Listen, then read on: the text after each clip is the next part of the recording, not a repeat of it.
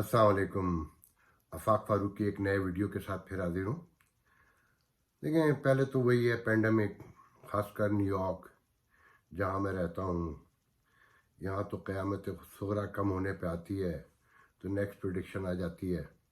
मैंने 2 मज़ामीन भी लिखे हैं, बहुत सुने आपने यकीनन देखे होंगे कि अब तो ये कहा जा रहा है कि जी जैसे ये रीओपन होगा सब कुछ, तो मोस्ट प्रॉब्ली जून 1 से जो बुश एडमिनिस्ट्रेशन है रेडी है इस बात पर कि 3000 पर डे ह्यूमन लाइफ जो है ज़ाय हो सकती हैं अनटिल अगस्त तक। तो उस सिनेरियो को अगर देखें तो ये एक तो एक खौफनाक पूरी सिचुएशन है।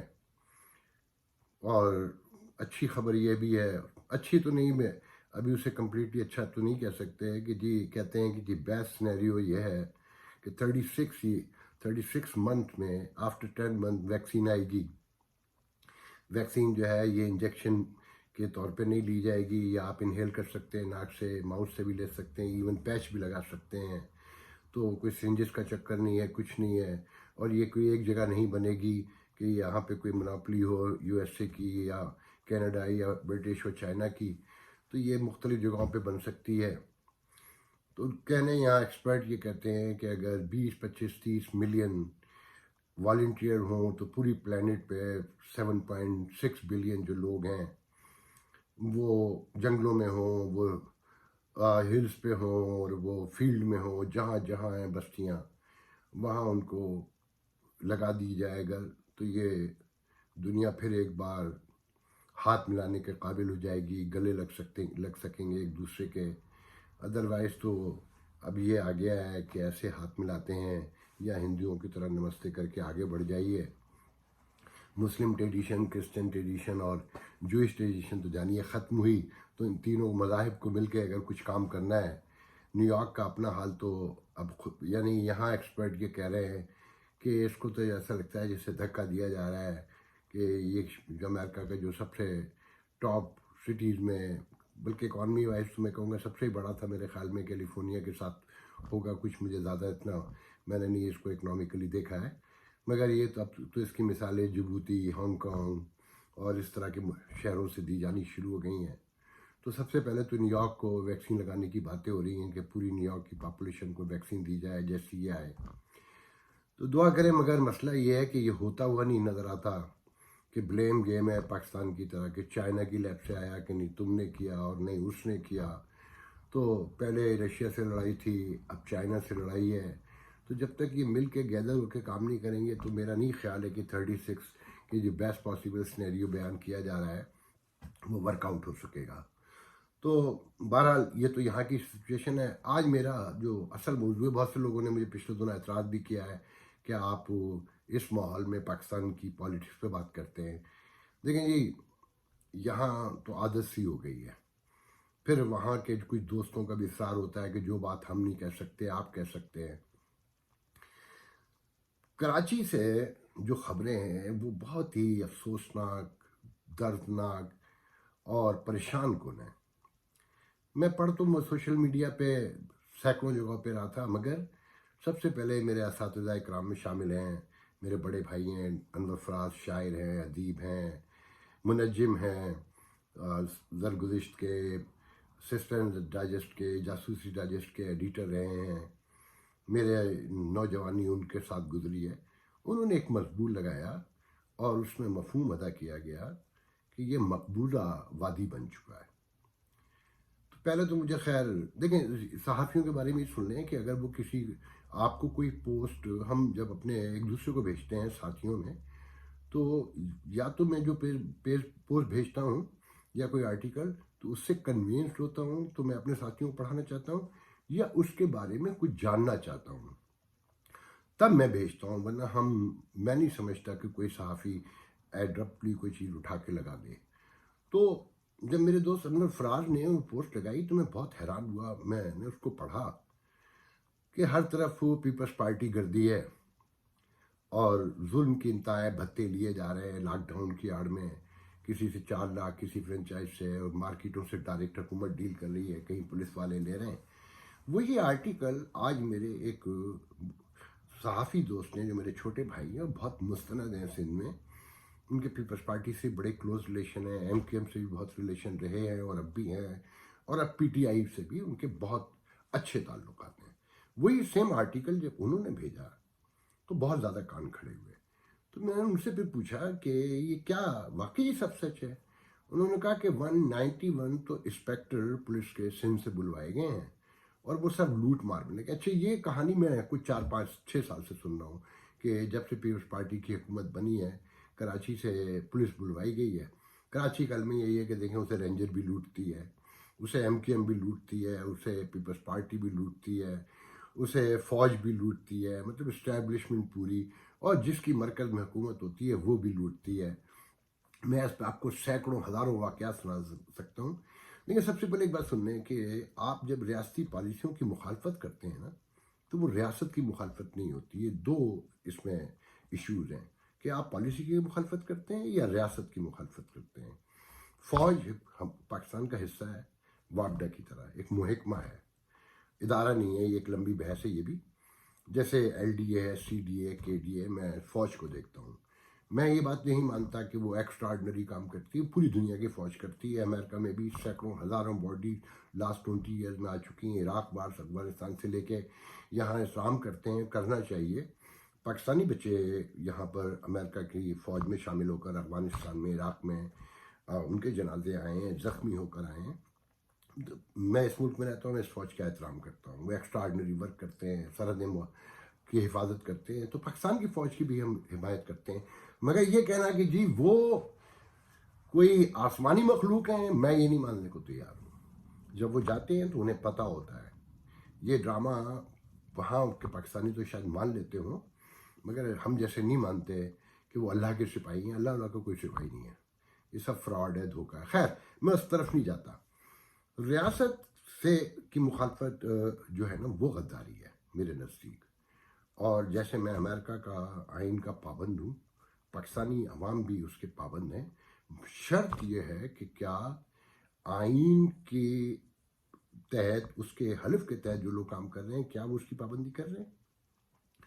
تو دیکھیں، کراچی کا ایشو یہ ہے کہ یہ جو پیپلز پارٹی ہے نا، اس کے بارے میں تو سب سے پہلے ذہن میں رکھیں، میں اپنے بچپن سے اچھی طریقے سے جانتا ہوں کہ یہ سندھ میں قوم پرست پارٹی ہے، ہمیشہ سے۔ مگر اس میں دل کی گہرائی سے کہتا ہوں، اس میں سندھیوں کا کم قصور ہے، ہم اردو اسپیکنگ کا بہت زیادہ قصور ہے، سب سے زیادہ۔ میں اپنے بچپن سے اگر شروع کروں تو بہت لمبی کہانی ہو جائے گی کہ اوے رہے جب ہم چھوٹے سے تھے تو ہماری اسٹیبلشمنٹ نے گیم کیا ہوا تھا سندھ میں، اندرون سندھ، کہ پنجابی پٹھان اردو اسپیکنگ ایک طرف تھے اور سندھی ایک طرف تھے۔ سندھیوں سے ملنا بھی برا سمجھا جاتا تھا ہمارے بچپن میں۔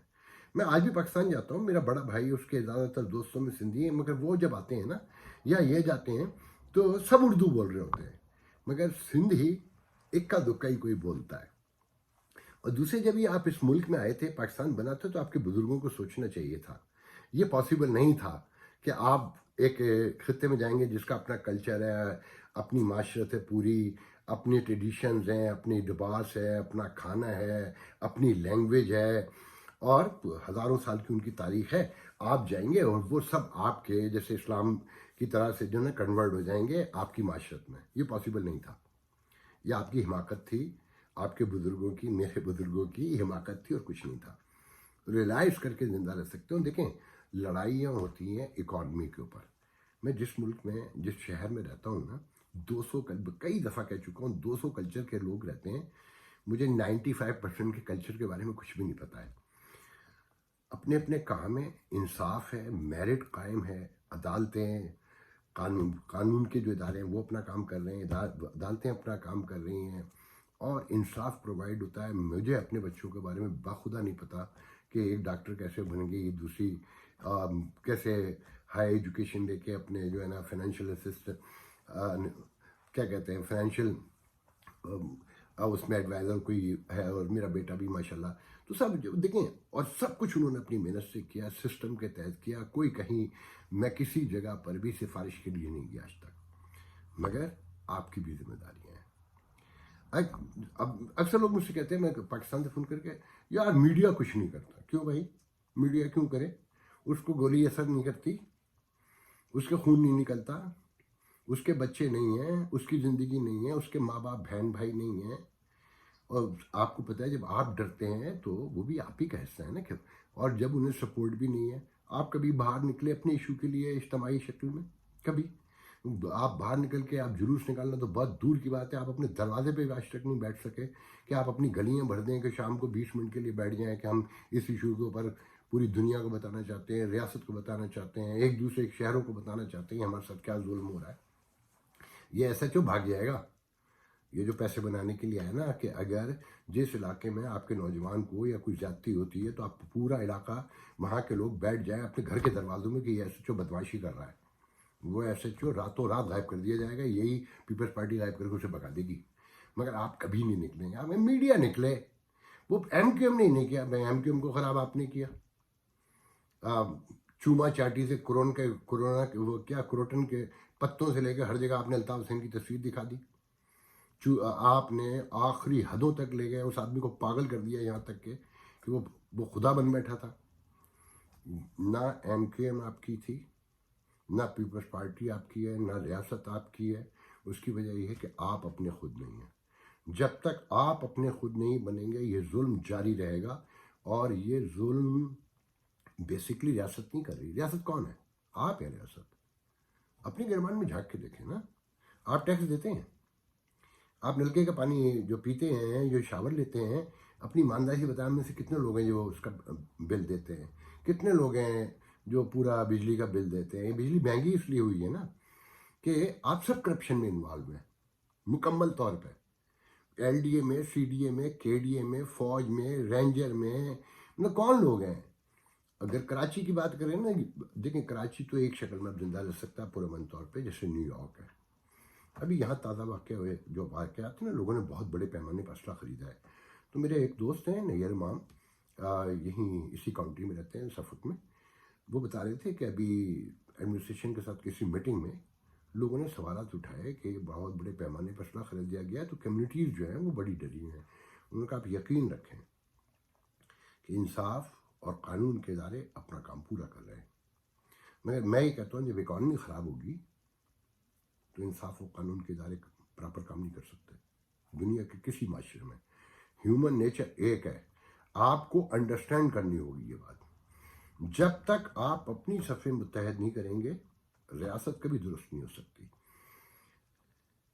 یہ جو کہتے ہیں نا لوگ کہ جی پیپلز پارٹی کی حکومت خراب ہے، ایم کیو ایم خراب ہے، پی ٹی آئی خراب ہے، فوج خراب ہے، رینجر خراب ہے، سب خراب ہے. کوئی یہ نہیں کہتا کہ میں خراب ہوں. تو آپ لوگ پہلے اپنا محاسبہ کیجئے اور سب سے پہلے یہ طے کیجئے اگر آپ سمجھتے ہیں کہ آپ اپنا رول ادا کر رہے ہیں تو آواز بلند کرنا سیکھیے، بولنا سیکھیے. کہ ڈر کے مارے بیٹھے رہیں گے تو ایک ایک کر کے مرتے رہیں گے. تو ایک ساتھ مر جائیے. کچھ اگر ایک ساتھ مر جائیں گے تو چیزیں بدل جائیں گی، آپ کے بچوں کے لیے بدل جائیں گی، آپ کی نسلوں کے لیے بدل جائیں گی. ورنہ نسلوں کے آنے تک ایک ایک کر کے آپ سب مرتے رہیں گے. پہلے اپنا کام جو ہے نا آپ درست کیجئے اپنی ضرورتوں کے مطابق، اپنے ماحول کے مطابق کہ آپ کی گلی صاف ہے، آپ کے علاقے کی جو سچویشن ہے، جو ایک شہری بنیادی اصولوں کے تحت جو سیوک کمیونٹی جسے کہا جاتا ہے، کیا وہ پراپر کام کر رہے ہیں؟ اور وہ نہیں کر رہے ہیں تو اپنے گربان میں جھانکیے. جب تک آپ درست نہیں ہوں گے دنیا کی کوئی چیز درست نہیں ہو سکتی. میرے پاس کہنے کے لیے بہت کچھ ہے مگر دیکھیں بات یہ ہے کہ میں خود کراچی کو مقبوضہ سمجھتا ہوں مگر اسے مقبوضہ بنانے میں آپ کا ہاتھ ہے. آپ نے جن کو ووٹ دیا 32 سال ان کا ہاتھ ہے. صبح کو پیپلز پارٹی کو گلے لگا لیتے تھے اور صبح کو توڑ دیتے تھے اور شام کو رات گئے خاموشی سے لندن سے میسیج آتا تھا اور وہ گلے لگ جاتے تھے. تو پھر پیپلز پارٹی کو کیا ضرورت پڑی ہے؟ اب سندھ کے بارے میں ایک ذہن میں رکھیں کہ پیپلز پارٹی اگر ہمیشہ جیتتی رہی اور کراچی میں ان کا قبضہ نہ ہوا تو ان کی حکومت تو بیکار ہے. لوٹنے کے لیے تو صرف کراچی ہے. حیدرآباد میں کوئی ایک بلڈنگ ہے، سکھر میں کوئی ایک بلڈنگ ہے، نوابشاہ میں ایک بلڈنگ ہے جہاں سے یہ آتے ہیں. مگر یہ آپ کی کمزوریوں کی وجہ سے ہو رہا ہے جو کچھ بھی ہو رہا ہے. مجھے پتہ ہے یہ مقبوضہ ہے کشمیر کی طرح، بالکل رینجر بھی بیٹھی ہوئے 30 سال سے، کیا نام ہے آرمی بھی بگائے مختلف چیزوں میں، کور کمانڈر انوالو ہے ہر معاملے میں، مجھے معلوم ہے. مگر اس کے ذمہ دار آپ ہیں. اگر آپ اپنے گھر کے دروازے پہ بھی باہر نکل کر نہیں بیٹھ سکتے اپنے ایشوز کے لیے، جائز باتوں کے لیے، مطلب آپ سے کسی نے یہ کہا ہے کہ آپ ریاست کے خلاف علم اٹھائیے، یا آپ بتائیے ایس ایچ او کیا کر رہا ہے، آپ بتائیے کاؤنسلر کیا کر رہا ہے، آپ بتائیے ایم پی اے کیا کر رہا ہے، آپ بتائیے کہ ایل ڈی اے کیا کر رہا ہے. اگر آپ یہ آواز دینے کے لیے ہی تیار نہیں ہیں تو میڈیا سے توقع نہ کریں. وہ کیوں مرے گا اکیلا؟ اسے پتہ ہے کہ جب وہ مرے گا تو جنازے کی حد تک لوگ آئیں گے، وہ بھی پورے نہیں آئیں گے. 8 مر گئے سال 2019 میں. آپ نے کیا کیا؟ سندھ میں 3 مرے میرے خیال میں. کچھ کیا آپ نے؟ تو دیکھیں، جب تک آپ خاموش ہیں آپ مقبوضہ بازی میں رہنے کی عادت ڈال لیجیے. اللہ حافظ.